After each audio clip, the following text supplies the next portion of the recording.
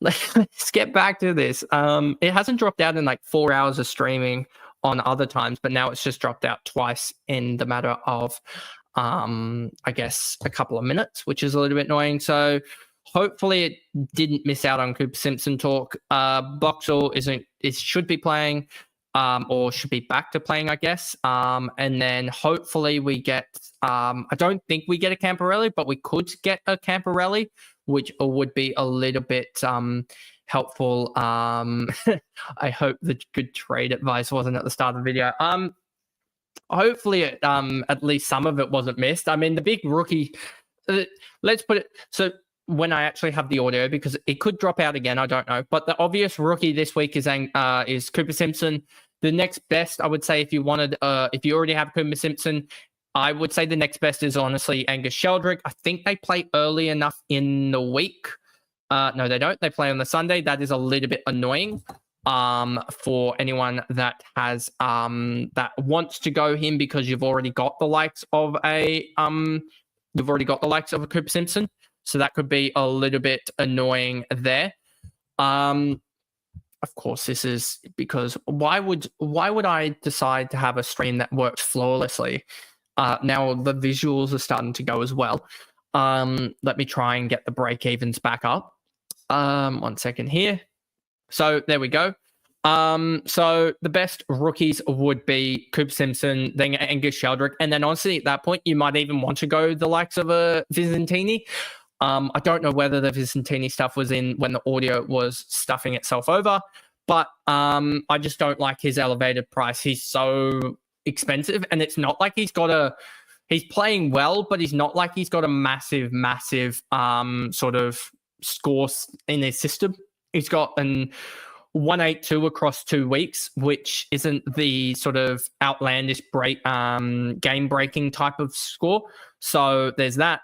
Will Lorenz, we have Hugh Jackson playing for Port this week, or should be playing for Port, over the likes of the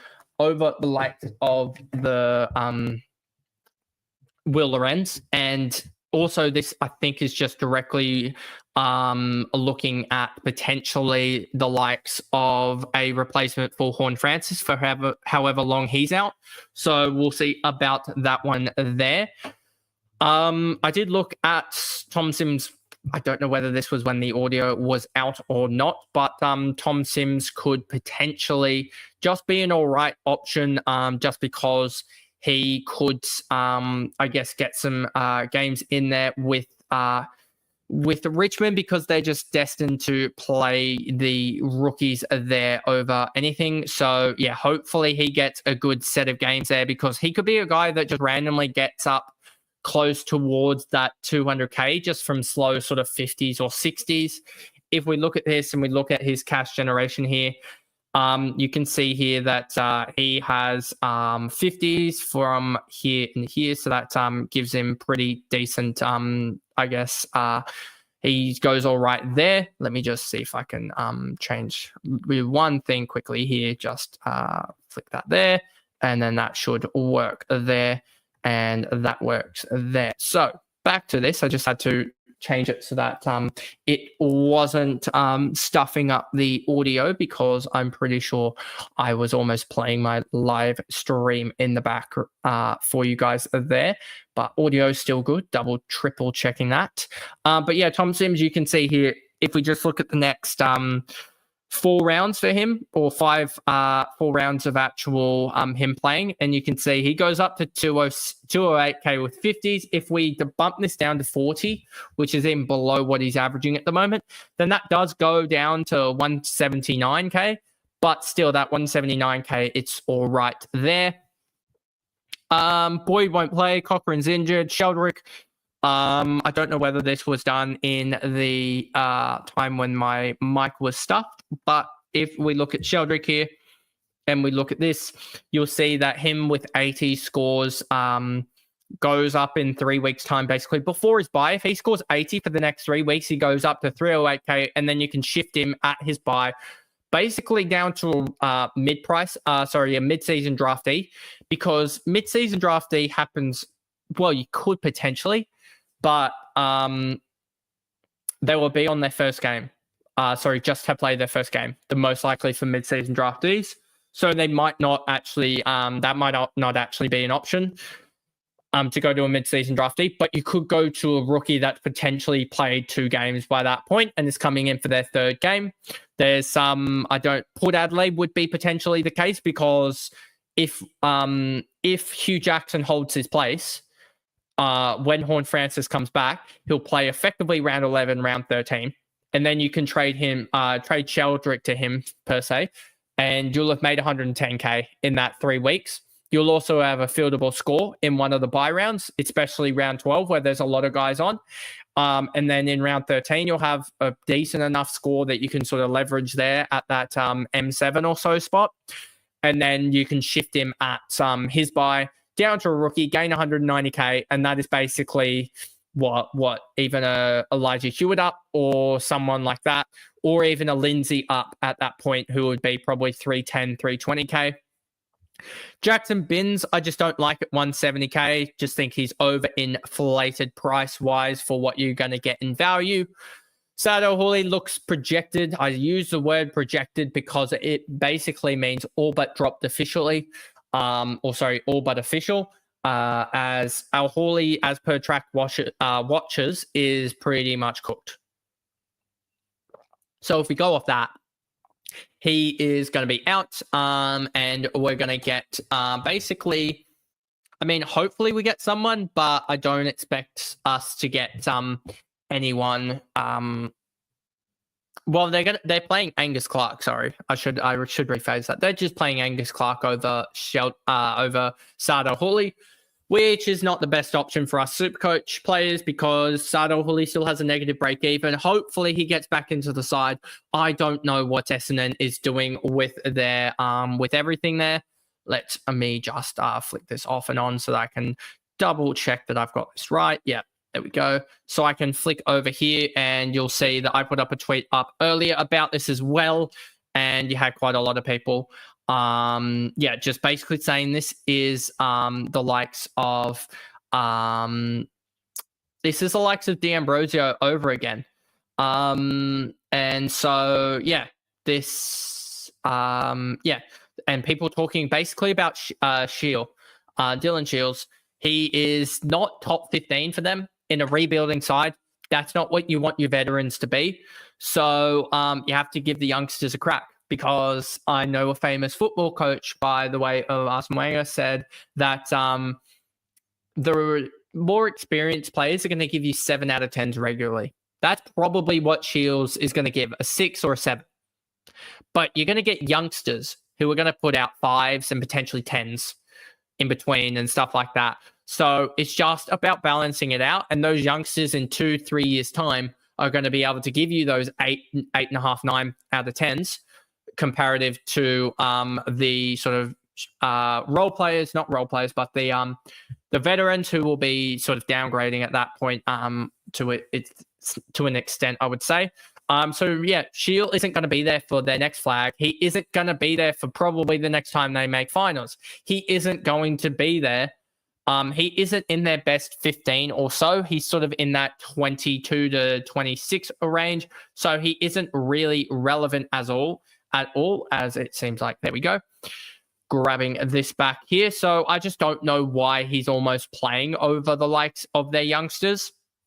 And then you've got Haynes is out with an ACL. Archer Dave Wicks also looks to be dropped as well. And this is why you don't go early on players, because Dave Wicks is dropped and that's going to stuff everyone up. Clay Hall probably not going to get a game. I would expect. I pretty much traded him out last week for this matter, because that doesn't look like he's going to get any games. Sandy Brock's been actually pretty decent. 82K price rise out of him, so he's been decent. Huswaite doesn't look like he's going to get games anytime soon, with Nash returning this week. Even though Huswaite had a pretty good game in the VFL, would love to see him return and get a game just for more cash gem, because that -8, if he scores another 30, even off a sub bench 30, then you'll see that cash gen just rises as well here. If we just say he scores a 30, again, you'll see that he gets another 16K and 16, 20, 25K. These little increments here are absolutely huge for cash generation, I guess, in general, or just being able to finish the side. So there's that. And then we basically have no other guys that I am intent on grabbing up. So let's go to coach choice, top 10%. I believe I'm just around that top 10%, so I can still say that I'm in here.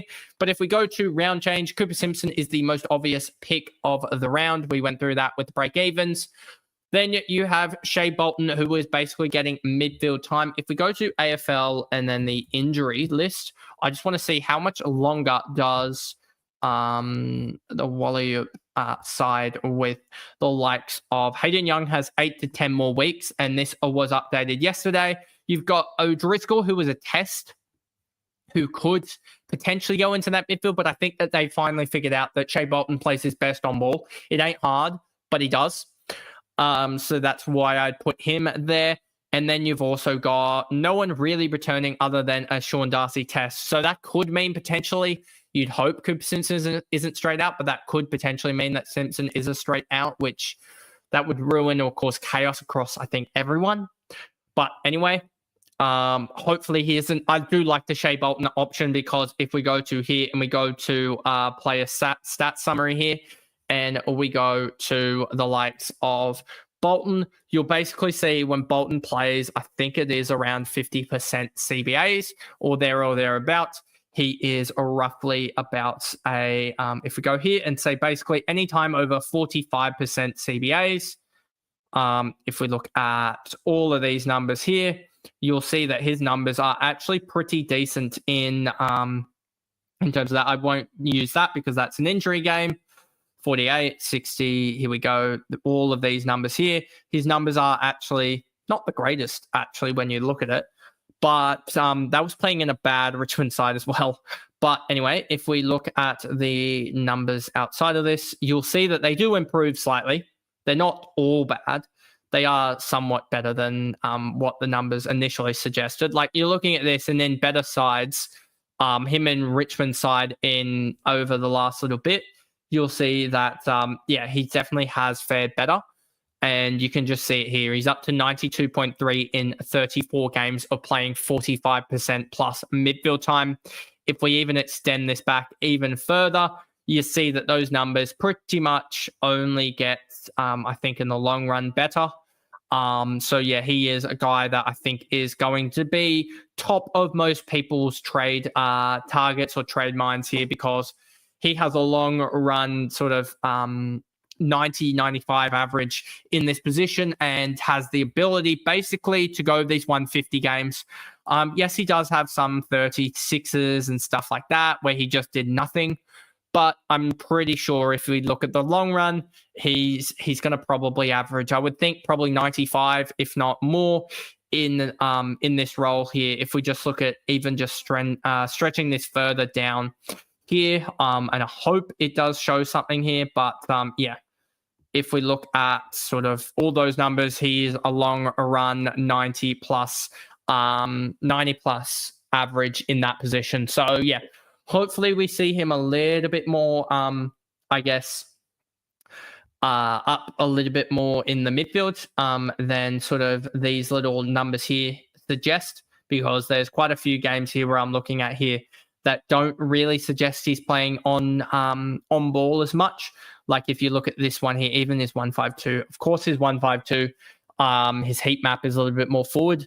But yeah, let's just hope he can get up to a decent total here because he may be a sneaky trade in here. A 105 in this type of role is really interesting that he almost is sort of counterintuitive for role, which is also a weird thing to think about. Look at this.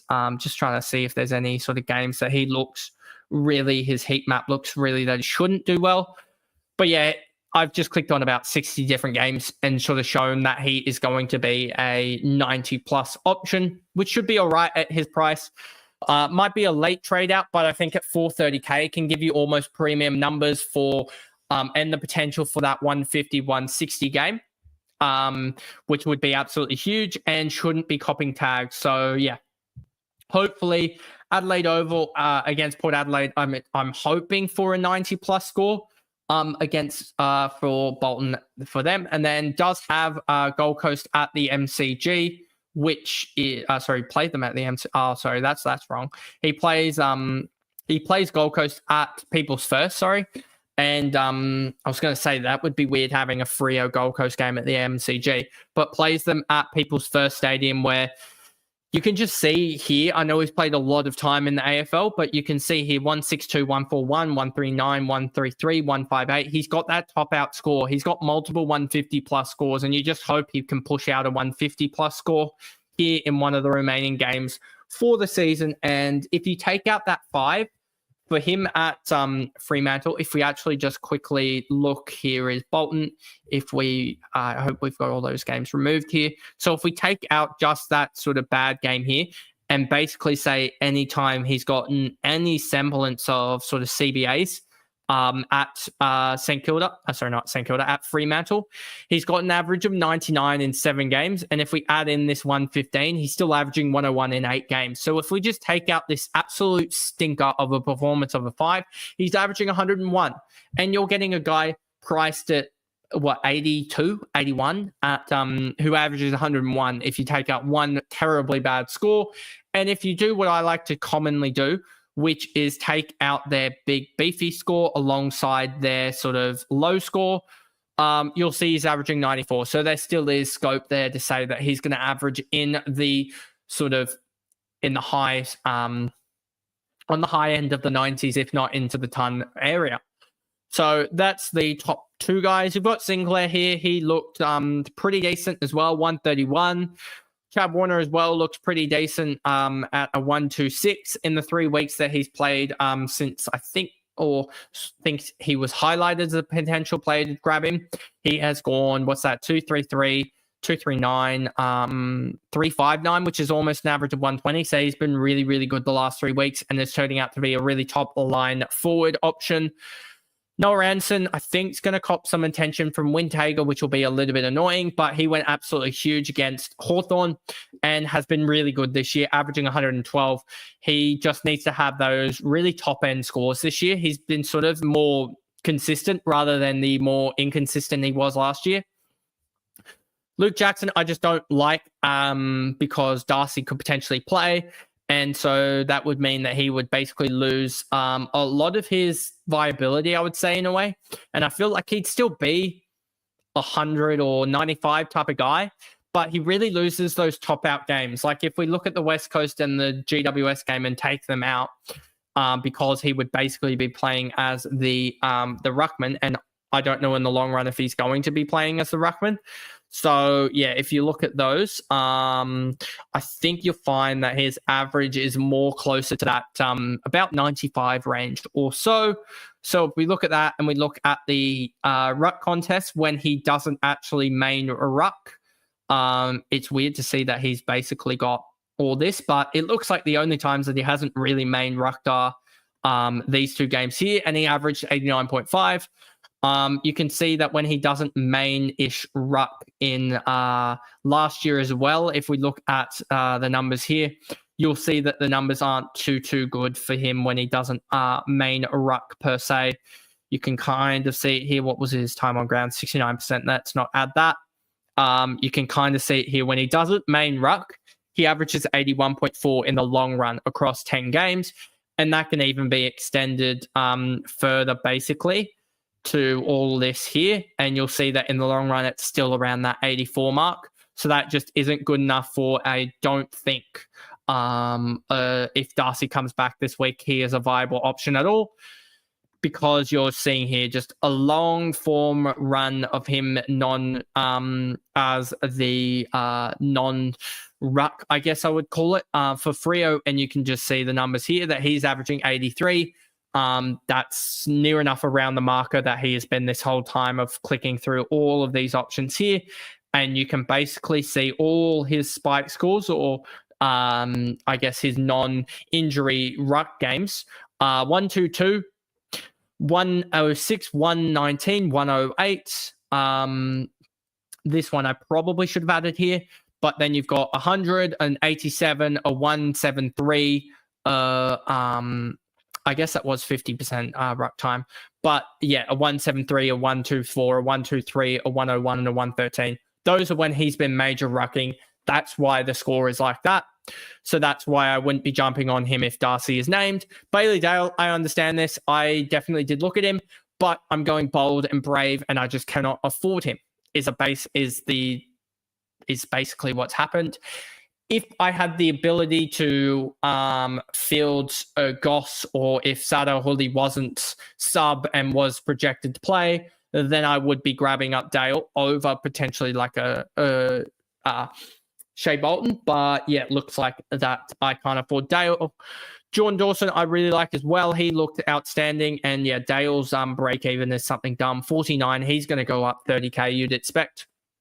Jordan Dawson, he's got the easy matchup. He's got no Crouch in his team. So, yeah, he should go pretty well. He went 132. He's sort of been up, down, up, down, up, down every sort of week, I would say, since round 4, with a 35 plus difference in each round score compared to the next, which is quite crazy, with some 70 plus back-to-back sort of 70 gauges. So, yeah, that's a big difference. Rowan Marshall, I don't like the run coming up.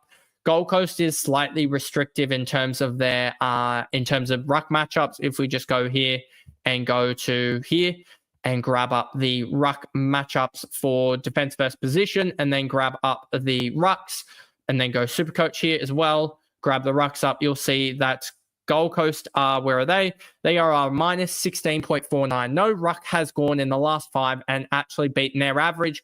Brody Grundy minus 29, Oscar McInerney minus 18, Tim English minus 16, Toby Nankervis minus 4. And then last 10 games, I think you'll see a similar trend. If we look at that, Gold Coast is the hardest, most restrictive ruck matchup in the last 10 games. No one has actually beaten their average in the last 10 games against Gold Coast.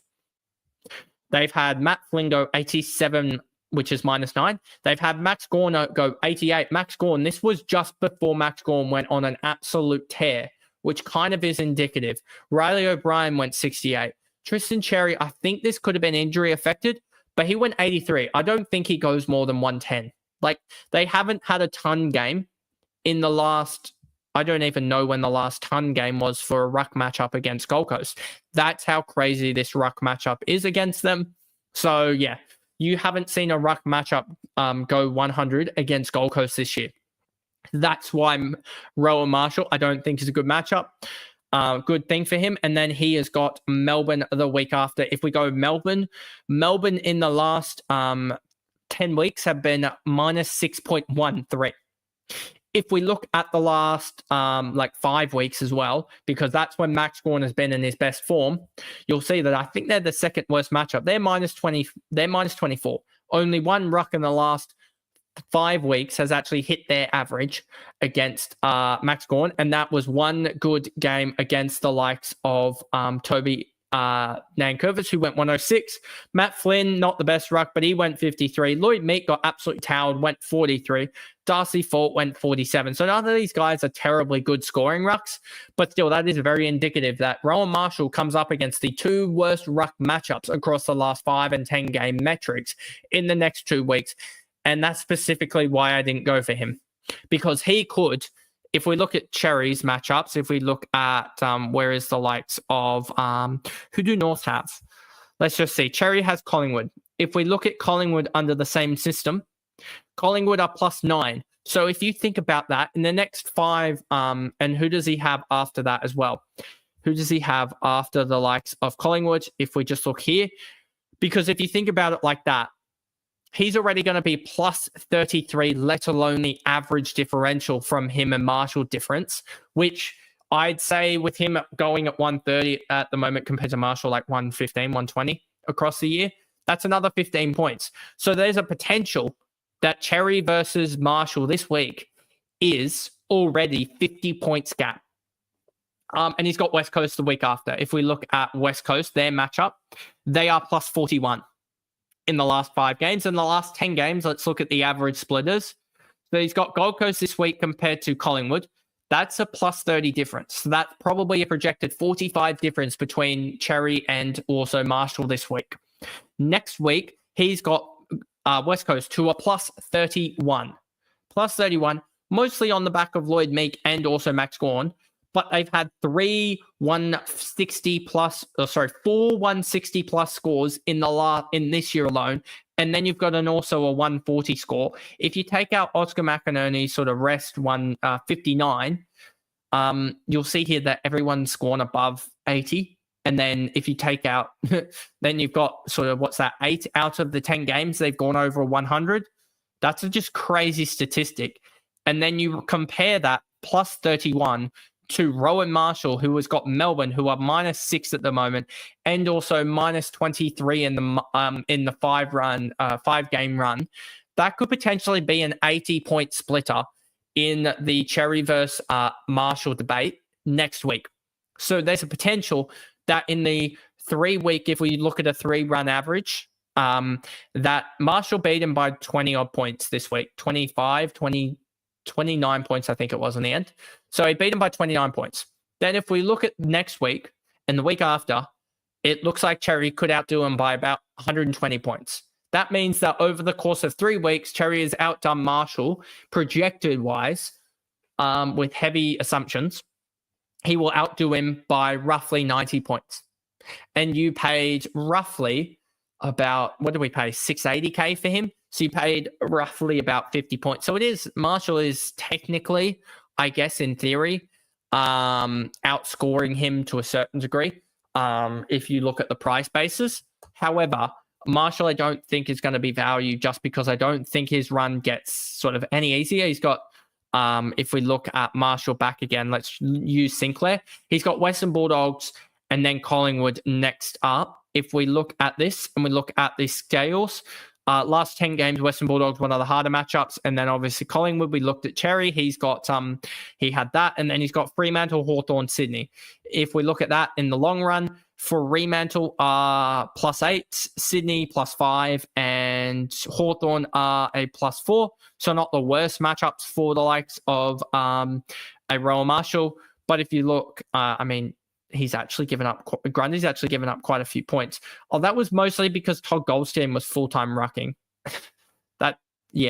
Okay.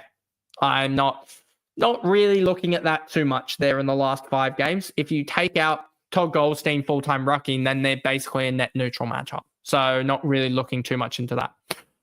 But anyway, moving on, you've got Bontempelli as well. I don't think you have to go for Bont this week. I'm pretty sure he's got a 140 break even, 157 break even. He could hit that, he could not, but he's probably going to go down in price over the long run anyway, because he's probably going to have to face multiple 160 sort of break even games in a row, which I don't know if he can hit. His highest is a 159, but outside of that, it's a 141, 140, 128, 99. So if he has another 99 game, he will go down dramatically to like 650 and have about a 200 break even, you'd expect, or something of that regard. So yeah, I just don't think that Bontempelli is a buy this week. Then Kitty Coleman, I would wait. I think he's got too many close games. He's got a 6-day break and a 5-day break in the next couple of weeks, I think. So I would wait. Tom Green, understand that. Matt Rowell, I think this is also a decent enough play here to potentially go for a Matt Rowell. Playing St Kilda, if we look at the averages for St Kilda for inside mids, North Melbourne, St Kilda are a -2 game for inside mids in the last 5 weeks. But if we look at inside mids across they're not actually that good of a matchup in general. But I'm pretty sure if I remember correctly, the reason behind thinking about Matt Rowell was the fact that he's got some pretty decent run in the future, just with some pretty decent games after this St Kilda game. If we look at this, he's got Fremantle, Geelong. He's got Fremantle, Geelong after it. Fremantle and Geelong. If we look at that here and we go here inside mids last 10 games, for Fremantle and Geelong, they are both, Fremantle is +3, Geelong is -3, so that's in the last 10 games. If we look at the last 5 games, you will see that Fremantle is +8 and Geelong is -5, so you are getting a little bit of a net positive there. Then he has the bye, GWS, Melbourne, Essendon. If we look at that, GWS is +5, Essendon +6, and Melbourne are we're at Melbourne. 1 second here. They are a -2, so he does have some positive matchups in the future. Well, anyway, I think that's about it for trade targets. I hope Paris is still on. I'm torn at the moment for this week, mate. I have Callahan, Jason Horn, Francis, and McRae. Don't own Simpson yet. 39 overall. Do I sideways 2 premiums, or do I sideways 1 premium, get in Simpson for the cash generation? Let's actually see if I can bring up your team here. Hopefully it will work. Let's just see. Hopefully it's this one here, I think. 39 overall. Let's just see. It looks to be the case. So you have Levi and Trainer. So you don't have too many rookies to get out of your side. Sideways 1. It's 2. I've always been of the thought of, and I said this on Monday in the live stream, is that Callahan isn't going to be sort of top of the line. You can already see he's burning 5 points per game to Merritt, who's had a couple of stinkers. He's burning 20 points per game to Brayshaw. He's burning a lot to Butters and to Bont as well, etc. So if you can get Callahan to like a Dunkley, do you have Dunkley? You don't have Dunkley. I don't know about your buys, but yeah, if you can get Callahan to a primo mid, and then also move a Horn Francis to well, you've already got Warner. So maybe I don't know how much cash you'd have. But yeah, I'd be definitely holding McRae, because McRae's the one that I could see coming back after potentially 1 week. I don't know about Horn Francis. I know that they've said 2 to 3 for McRae. But yeah, I could definitely see McRae coming back after his round 13 bye, which shouldn't be too bad. You've got Cleary, so you can just put McRae there, etc. You've got the 3 big, the rucks there. You've got that sorted as well. That's huge. So there's that. So yeah, I would be looking at trading off Horn Francis to you've got Chad Warner, you've got the big big sort of inside mids that are playing forward. So yeah, I would look at potentially trading out Horn Francis and Callahan.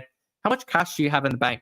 Because that could be crucial, because I think Dunkley's like 545, etc. You don't want to really go Rao. So if I go, and you know what I can do actually, which is a really good thing, I can do this and then put you here, so that if it does this, let's do it that way, so that I can actually search up players and their cash, I guess. So if we look at mids, because that's where I really, so 20k spare. Okay. If we look at mids and we look at forwards, sorry, not rucks, but if you look at forwards, because that's really where you're going to be hunting. Let's look at forwards and just see if there's any cheapy sort of options here. You've not got a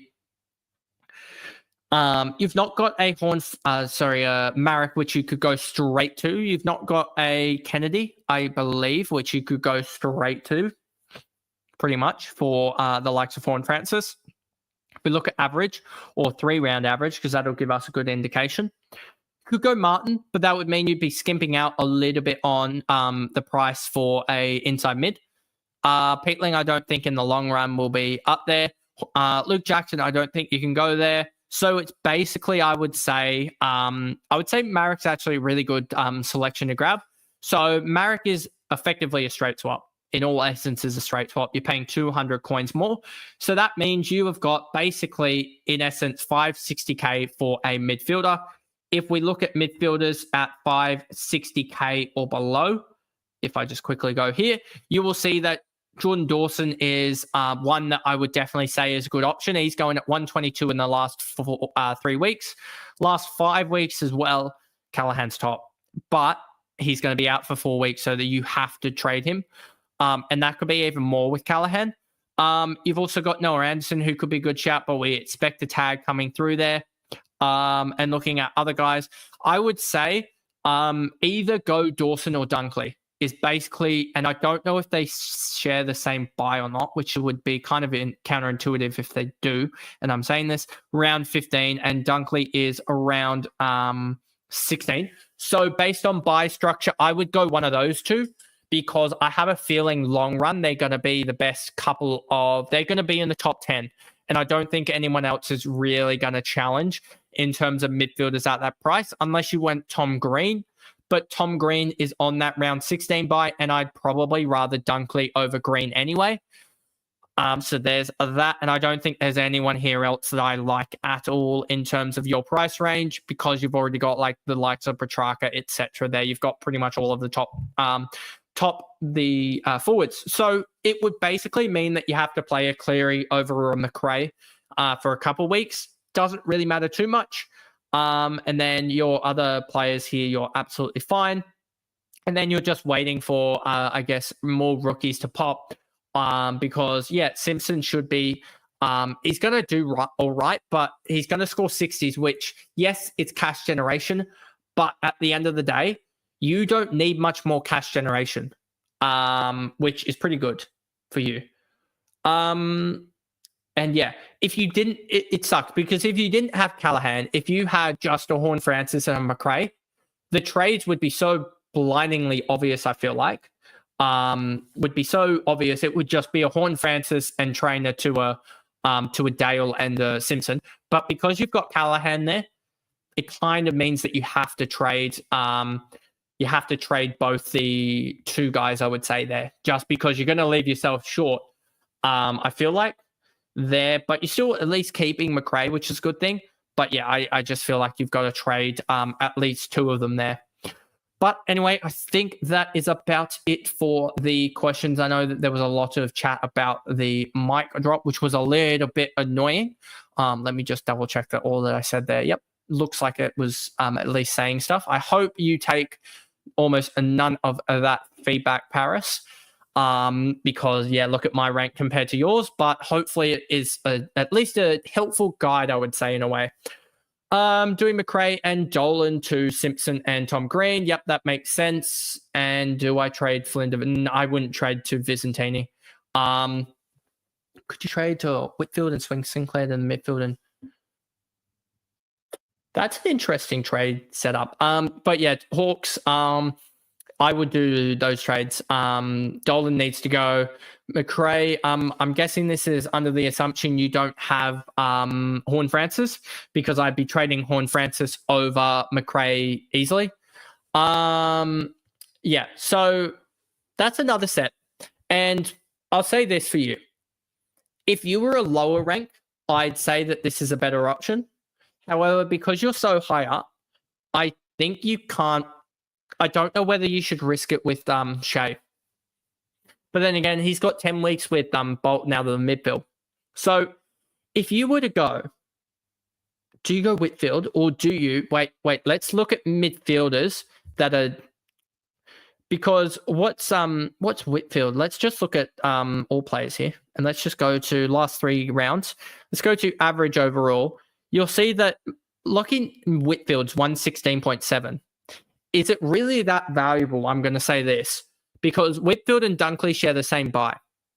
Is it that valuable to grab up a Whitfield compared to a Dunkley?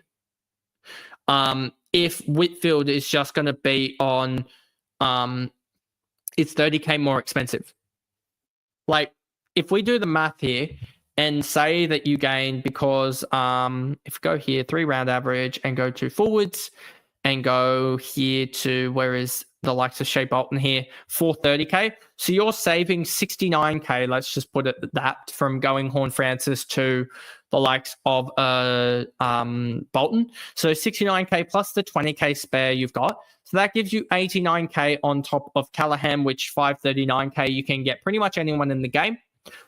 So if we go here, because you're going to be wanting to, in my opinion, but then again, you've got, I can understand your thought process actually now thinking of it, because your thought process here is basically, and this is my thought process next week almost in a way, but then again, Butters will be on the bye next week, so that doesn't matter.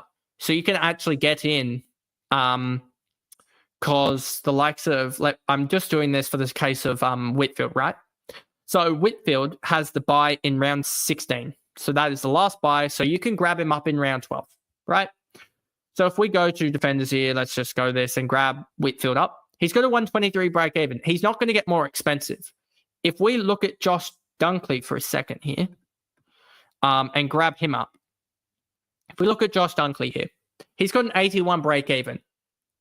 He could almost be out of your price range, not out of your price range per se, but out of a decent enough price range. If he matches Whitfield at 123, Whitfield whole price, and Josh Dunkley almost gets up to him at 575, 580K.